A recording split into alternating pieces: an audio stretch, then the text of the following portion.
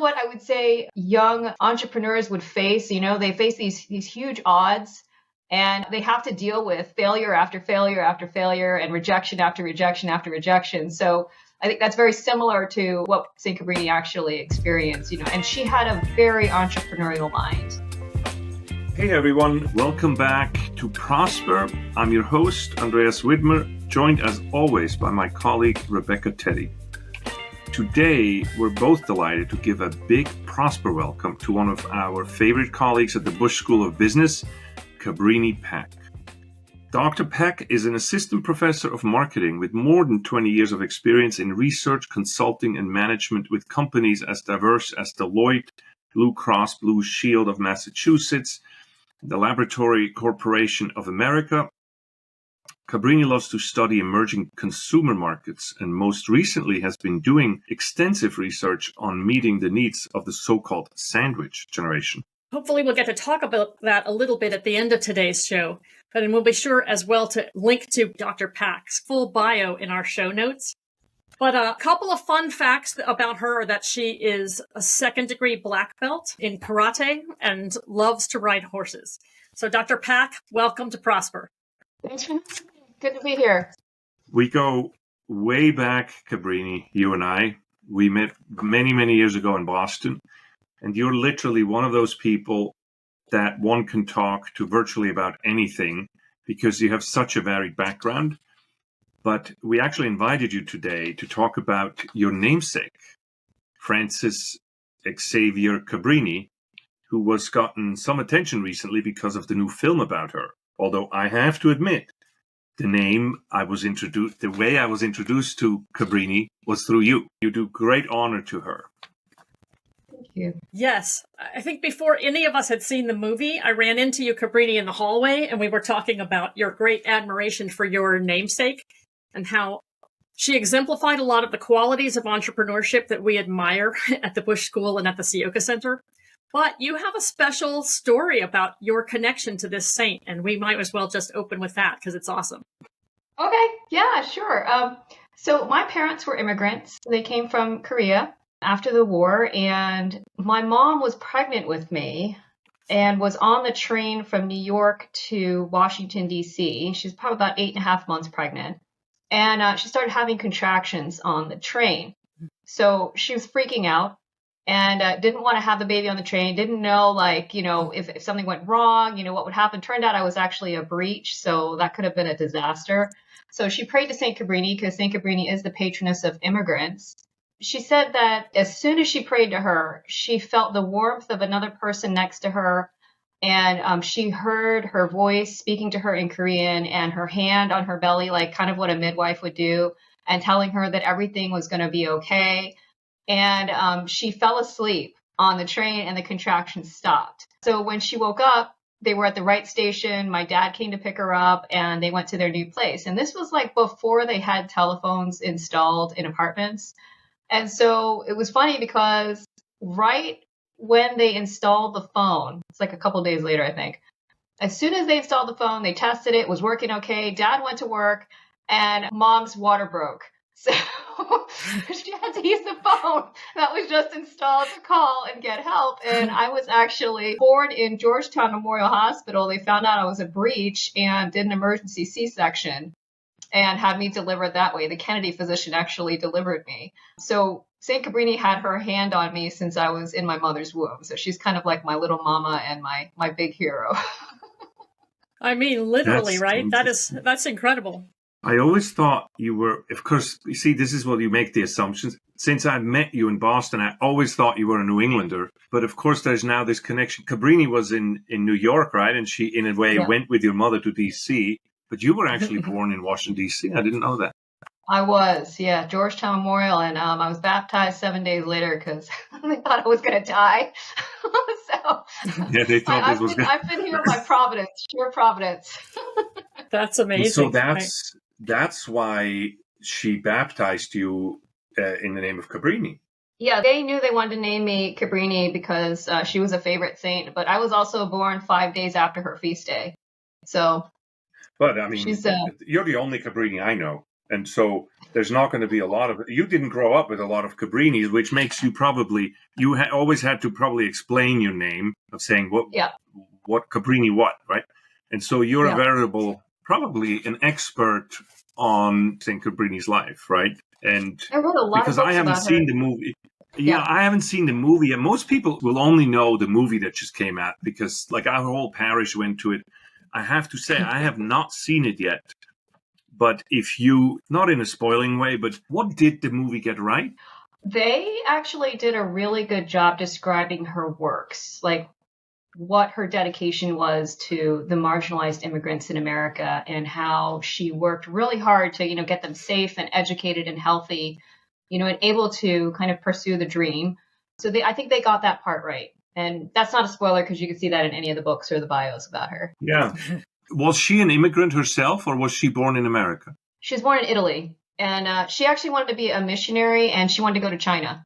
But she was told to go to the United States, to go to America first. So she went with, just a few of her companions who were also sisters and went to America. But her passion really was for missionary work, but especially in China and shit. And that's why she took Xavier as her religious name because it's after Francis Xavier. Oh, interesting. So, I never thought of that before. Yeah. Well, listen, we don't want to turn the podcast into a review of the movie because maybe people haven't seen it, right? But it did some good things in bringing Mother Cabrini, who's maybe not so known outside of the Catholic world, to the attention of the general public, or maybe it's a kind of a recovery of a person that was well known in her time and is less well known today. But what do you see? You know her intimately as a companion of your life. What do you see as her admirable qualities, and what does she teach business people? I'd say that if there was something that I could say in terms of like what I really, really just loved about her ever since I was a little girl, it was her combination of her curiosity and her creativity and her fortitude and trying to find a positive outcome for the people around her. It didn't matter whether they were orphans or if they were immigrants or if they were poor or wealthy, but it was more just that combination. She was brilliant. This girl was brilliant. She was so intelligent and so well trained and very curious and very creative, but also very, very strong-willed. And so I think that's what I really enjoy about her and her story. Did she speak Italian and English, I presume? She probably picked up a few other languages along the way. She spoke Italian, and that was her first language. That she had to learn English. She went all over the world, South America, and then she went to other parts of the world. So she went all over, really. A little known fact is she was actually phobic of the ocean, but crossed it like 30 some odd times. So that's another reason why I really admire her. She faced her worst fears, in service to the Lord. Obviously, something that I share with her is the fear of the ocean. So one of my 3 worst fears in terms of how I would die is if my plane crashed in the ocean, I got eaten by sharks. So an irrational fear. I think it's cool that what you just pointed out, like of all those things, like all of those qualities are amazing and typical of what we say about entrepreneurs. And I think typical of people who are involved, at least in the active apostolate, the saints that we know because of their evangelization and because of their works are people who have not only that deep, deep love for souls and the desire to serve the Lord, but also, as you say, curiosity about how to actually help and tremendous creativity in meeting needs so they don't take no easily. And I love that, you might say there's a kind of holy stubbornness, right? Yeah. That sometimes we have an image of Christianity that requires a kind of meekness that is not really meek in the Christian sense of the word, but is doormat and let people walk all over you. And she really shows a strength of purpose and strength of mind and a certain mental toughness that also is important for Christianity, for Christian works, and for people in business, because there's always ups and downs, right? Yeah, for sure.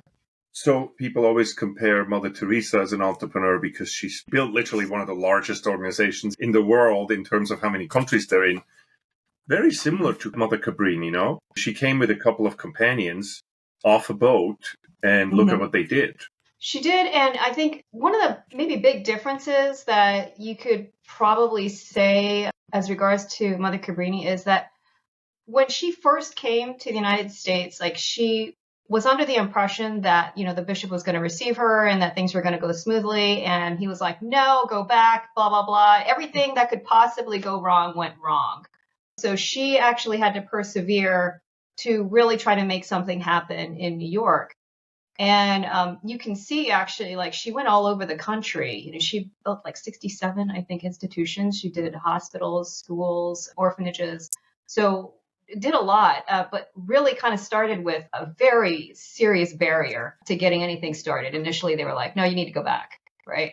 So kind of what I would say young entrepreneurs would face. They face these huge odds, and they have to deal with failure after failure after failure and rejection after rejection after rejection. So I think that's very similar to what St. Cabrini actually experienced, and she had a very entrepreneurial mind. Like, I could go on and on about the virtues that I think were entrepreneurial about her, but she had a very, very entrepreneurial mind and a very, very strong sense of fortitude trying to get through all of those challenges. Cabrini, something we talked about offline was the concept of entrepreneurial alertness that another one of our colleagues, Dr. Fred Sauté, has studied a great deal. And you were saying that this is actually very characteristic of Mother Cabrini. And I wonder if you might say something a little bit about what is alertness, entrepreneurial alertness, and how does she exemplify it? So entrepreneurial alertness is something that, our favorite colleague, Frederick Sauté, has been working on and adopted from Israel Kirzner. And in terms of the entrepreneur, according to Israel Kirzner, it's really somebody who is alert to opportunities that may already exist or can be created and are waiting to be noticed, right? And pure profit in this work is actually really interesting because, first of all, it has no element of compensation for the services of the entrepreneur or any factor of production. It is indeed pure profit. But second, it exists because of radical ignorance.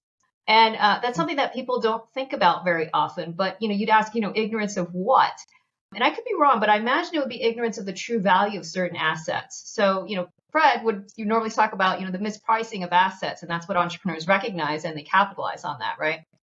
I would argue that it could also be just misvaluation of a person or a person's work, right? And the entrepreneur correctly identifies those mispricing or misvaluing of assets and then discovers or creates pure profit, right? So that was kind of what I understood of Dr. Sauté's work on Kirzner. The reason why I believe St. Cabrini also had that entrepreneurial alertness is if you look at it in light of the divine project, she, I would say, exemplified that. Let me just explain that a little bit more. So recently, I don't know if you learned about this in the news, but a trove of lost lectures of Cardinal Ratzinger from 1985 was discovered. And they decided to publish it. And it was called The Divine Project. And in that work, he affirmed that man is indeed a divine project and not an accumulation of transcription errors, not a mistake, but willed and the fruit of love. And if you think about this, the Son, Jesus, noticed that human beings were not only ignorant of the true value of their lives from birth to death, they were also ignorant of the value of the totality of their being as gift, meant to experience eternal happiness. This is kind of like classic JP2 as well, right? And so he found a way to help them discover the pure profit of being as gift. And so St. Cabrini was tapped into that divine project and had, I would call, an infused alertness to the misvaluation of human life here on earth. Very cool. That's beautiful. I love it. JP2 and Ratzinger are two bookends to the same idea. I mean, that's very beautiful. And so when she came, she started helping with homelessness and orphans and things like that. How did it develop with her work when she started to recognize the greater need and the greater misvaluation? Well, she started off actually as a teacher. She was teaching as a teenager. And was really good at it, actually. It's another way I think she kind of gently guided me to the vocation of teaching, because I didn't necessarily consider that my first passion, but it was something that I enjoyed doing because probably my favorite aspect about teaching is when the light starts to go on and you can see it. They can start seeing those connections. So she, as a teacher, had a certain already intuition about what the children needed. So schooling, think holistically. She's thinking about them holistically. Schooling, safety, housing, healthcare. Those were all the things that she concentrated on, project after project. And I think those are the kinds of institutions that you saw, rise up in the United States that she had a hand in starting. So schools, orphanages, hospitals. This was kind of like, it was a holistic focus on the human person, trying to make sure that their basic needs were met so that they could transcend the limitations of their existence. It's actually interesting, Cabrini, that you're bringing that up, because in one of our classes now at the Sioka Center 472, The Art of Principled Entrepreneurship, we're challenging the student to solve, you see, this is of course different times. When Mother Cabrini did this, she could do this with resources that the church in a way backed up. And the church was the investor in a sense. And a lot of that is not available today. And so what we're doing is we work with Catholic Charities and ask them what some of the big issues are that they're dealing with. And then our students, I encourage the students then to solve some of these social problems, or these, I like how you said is that this misvaluations in the marketplace, and find sustainable solutions for them, which actually Mother Cabrini did, because it was sustainable when she lived, the whole system within the church and religious life and so on.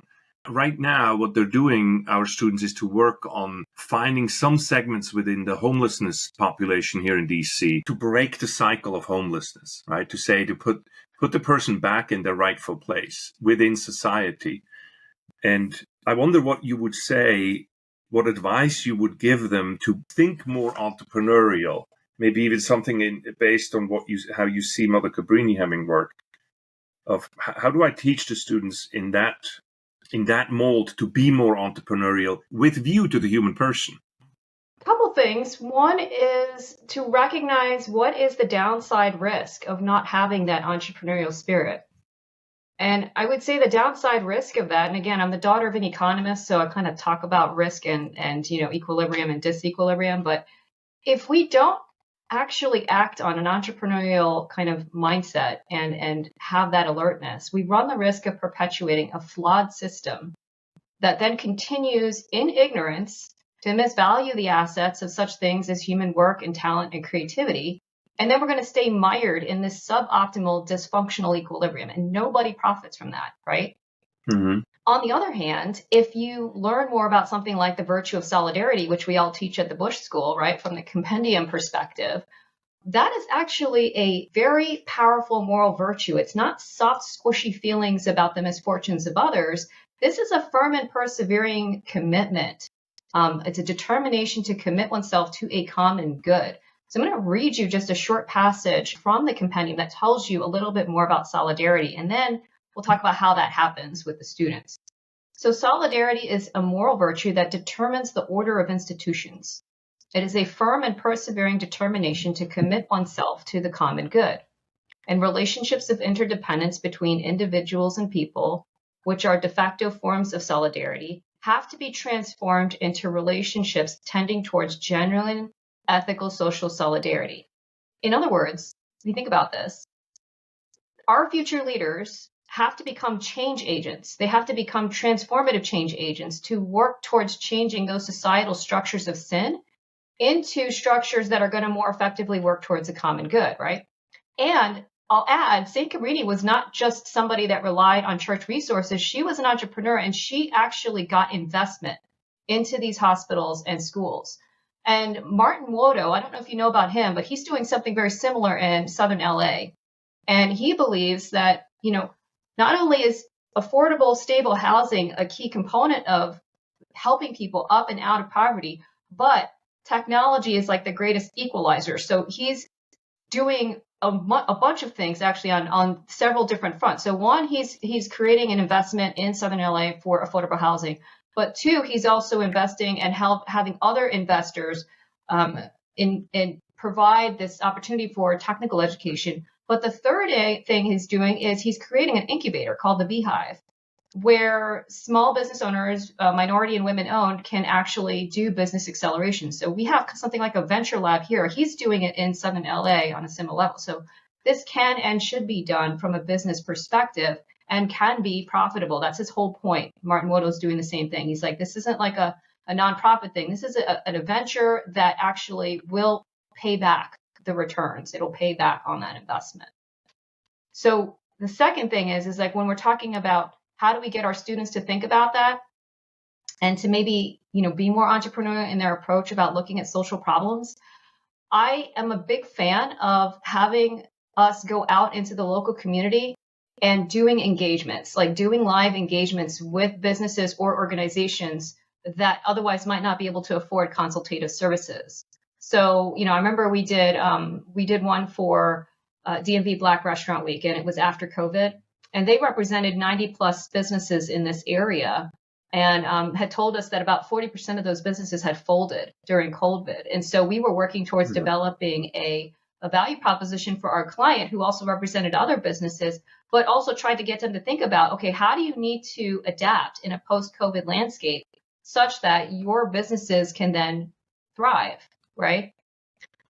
I think it's all about getting connected back in. Again, this is subsidiarity as well. Getting into the local community. How do we solve our problems at the lowest possible level, right? We had no budget, but we were able to put the collective talent of, 64 some odd students, 12 teams together to try to figure this out. Now, I'm actually currently in negotiations, talking to potentially with the nursing school about a marketing problem that they might have an interest in having our students collaborate on. And this semester, we just did an engagement with the sustainability office, because they are trying to solve a couple of problems. One is on the contamination of recycling and compost on campus, but the other one is resource insecurity, like food and clothes and supplies. So we did a mini consult with the sustainability office earlier this semester to help them think about that. And I think that when they come away with this and they start going into the nitty gritty of what is the nature of this problem and how can we start figuring out ways to solve it, that will help them develop that entrepreneurial alertness. Well, this is great stuff, but let's take a quick break before we continue our conversation. Hey, Prosper fans, this is your host, Andreas Widmer. Are you a Catholic laywoman, layman, priest, or religious running a beautiful school, parish, or apostolate, wrestling with finance and administrative issues you never imagined when you first answered God's call? Are you striving to build something beautiful for God and His people, but need training in personnel management, fundraising, and managing assets in accord with canon law? The Church Management Program at Catholic University of America's Business School offers a flexible program for you. Our self-paced online program will help you and your team get the tools you need to see your mission advance even beyond your wildest dreams. Catholic University is now accepting applications for the master's degree in church management for those aiming to begin their studies in early 2025. One can also enroll in individual courses or pursue one of our graduate certificates. For more details, check in the show notes of this episode or visit the website meam.catholic.edu. What I love about what you're saying is, in our class we talk about, I love this quote from JP2 where he says, it's what I'm sensing in how you, in your instinct, is that you see in that assessment you're making about we're not evaluating the value of the people we're dealing with properly, and especially those who are excluded. And so what John Paul always said is that we shouldn't see poor people as a problem. We should see poor people as people with unfulfilled potential. And if you start to look at people in that way, your perspective changes dramatically. And maybe that's something we can learn to be more entrepreneurial, to imitate Mother Cabrini in a sense that she saw people with unfulfilled potential, and looking at the fruits of her work, think about how much value was added by these sort of immigrant excluded people that she ended up ministering to. Who became productive citizens, right? Like that whole immigrant generation brought the United States forward, and they were such a wonderful contribution to the United States ever since. One of the things that strikes me is, I actually have forgotten which document it is, but it's either one of the 4 constitutions of Vatican II, or it's just the decree on the laity. But it talks there, the church talks about the council fathers talk about what is the role of the church. obviously the fundamental role of the church is to preach Jesus Christ, right? And to offer the sacraments and to bring the life of grace into the soul of each person. When the church asks itself, what does it do in the world? It says basically three things. It says to heal and elevate the dignity of the human person, to strengthen the seams of society, and then to imbue everyday life and the sense of existence with deep meaning. And what I love about what you said is, so Mother Cabrini is in one way different from the rest of us because she's a religious. And she has a particular life. But I love what you said, that she weren't outside of the bounds of the church, that she was getting donations from all over the place. And she was restlessly, traveling all over the place, looking for donations. And she really worked with a lot of business people in order to make these things happen. And I think sometimes in the church, people of faith freeze themselves into the mode of, I'm only doing good if I'm in ministry and if I'm directly evangelizing. And of course, I would never take any time away from a direct evangelization. But we do a lot of good as well when we are healing the seams of human society and helping people understand that their lives have profound meaning. And that is often done in partnership with business, if not by business alone. I agree. I think that there's also something to be said about being mindful of the fact that poverty isn't just material in this world. The spiritually impoverished are growing, and you can see evidence of that through the rise in mental health crises, anxiety, identity crises, isolation, social isolation. So poverty has many dimensions, and I think that's something that we as the church need to recognize and minister to. So it's not just the materially poor, it's also the spiritually poor.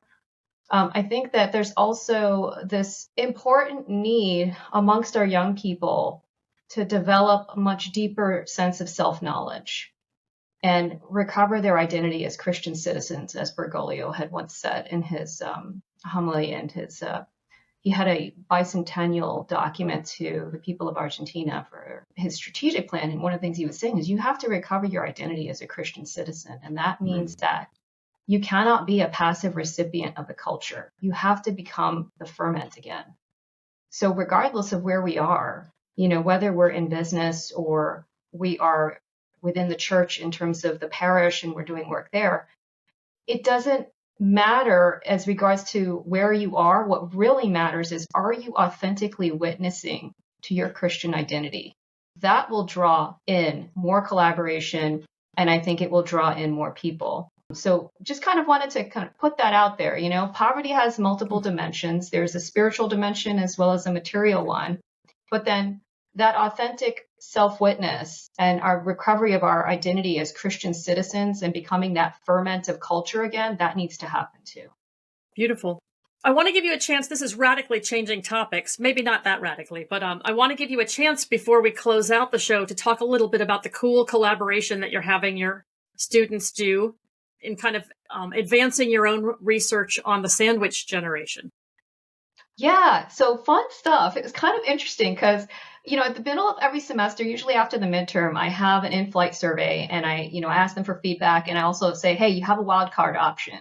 And what I mean by that is there's something that we haven't done that you would like us to do that would help elevate the learning of everybody here, right? And this was after they had done the rapid consult with the sustainability office. And they were like, we want another real world problem to work on, but we want it to be a different one. And I was like, okay. So, one of my favorite things to study is emerging consumer markets, right? And there's really just not a lot of literature in the marketing literature on the sandwich generation. So sandwich generation, just for definition purposes, are those who are providing some kind of care or support for a child, either grown or not, and at least one parent or parent-in-law. And so hence they're sandwiched between two generations. So very underserved population of consumers. And in the field of marketing, I challenge our marketing researchers because much of the methodology in how they do consumer research is catered to the individual or to dyads like couples and very rarely triads, but not social units of consumption like families, right? So I had given each section an opportunity to talk, and they had to do some pre-work, and they had to do some research and reading on the sandwich generation. And then based on what they said, I gave them industries because they wanted me to pick the industry. And we are going ahead with that. So we're basically setting the stage for R&D in thought leadership. And I'm guiding them through, what a cycle would look like, with thought leadership. And so they're learning how to do this in real time.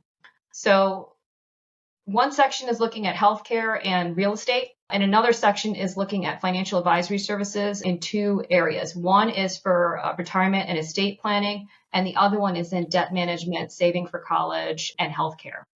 So they're getting to learn firsthand something about an emerging market, and they're getting a head start. Like my framework that was published in the Journal of Business Strategy was first to market in marketing to the sandwich generation. So they're learning firsthand, okay, what is this? And then how can we make things better? So they also did interviews.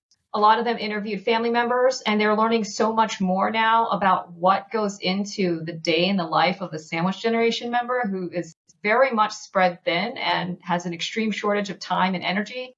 And so now they're thinking more actively about, okay, how can we improve the situation for this type of consumer, and where are the gaps, and where can we create better services for them or better products? So that's kind of what we're doing now. We're in the throes of the third round. So they're doing some more research, and they'll be basically pitching their idea in the last session to determine whether it's worth prioritizing spending money on developing that thought leadership. That's very cool. And listeners, if you've got businesses that could serve the sandwich generation, you should reach out to Dr. Pak and to her class for some insights. Yeah, absolutely. Cabrini, the thing is that what fascinates me about you is that you're like a Renaissance woman. I've seen you in many different incarnations, right? And so you also did some work, and you have a knack for looking at, you say, right, a new consumer, rising consumer markets, nascent consumer markets, but you have a knack for looking at small populations that are sometimes ignored. I think you did a whole research thing about veterans or something. Yes. Isn't that something you did last year? That was actually, so my dissertation was on resilient American POWs, transcendence. What I did in that dissertation was I wanted to, first of all, reframe what transcendence actually is. And I didn't use Catholic trappings, but I did borrow. Posit that transcendence is really native. It's a process that's native to the human experience. It's not something reserved for an elite few, as some have argued. And I don't believe that it's a state of being or an event. I believe it's a meaning-making process. And so the dissertation basically said, okay, let's look at some resilient American service members who survived something horrific like a POW experience and then bounced back later and see what happened in their narratives. And what I found was they all went through a very similar process of meaning-making. So I think probably about a year after I had defended, this was like 2018, I actually was able to publish in the Journal of Military Medicine that talks about the downside risk of failing to transcend extraordinarily negative experiences. It will have an impact on your identity and on your connections with other people. So it's another kind of favorite area for me. I can't work on it right now because I'm tenure track in business, but definitely hoping to get back to it at some point soon. No, it's often, I have a sense that all of this is, of course, connected because it deals with transcendence. Traumatic events happen to people in lives. I mean, the POW thing is a very traumatic, an outlier, but it happens to entrepreneurs, to business people.